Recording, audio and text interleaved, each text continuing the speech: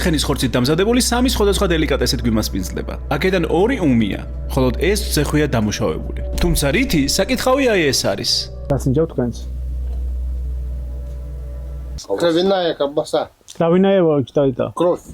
Кровь? Кровь. Красный кровь. ცხენის სისხლის ზეხვს ხანი ქვია და იაკუტების ტრადიციული და საამაყო კერძია. თუმცა ეს არაა ერთადერთი ეგზოტიკური რამ, რასაც ისინი ჭამენ. Шоколад? Шоколад. От лошадь? Лошадь.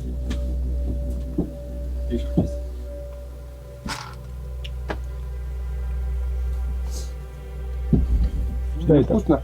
Шоколад? А что это? Лошадь. Печень. მირონის შემოთავაზებული მორიგი დელიკატესი უმი ცხენის ქონია. საზრობა იყო იცი. А вот это вот. Сало. ეს უმი. უმია, ხო? Вкусное мороженое. А я?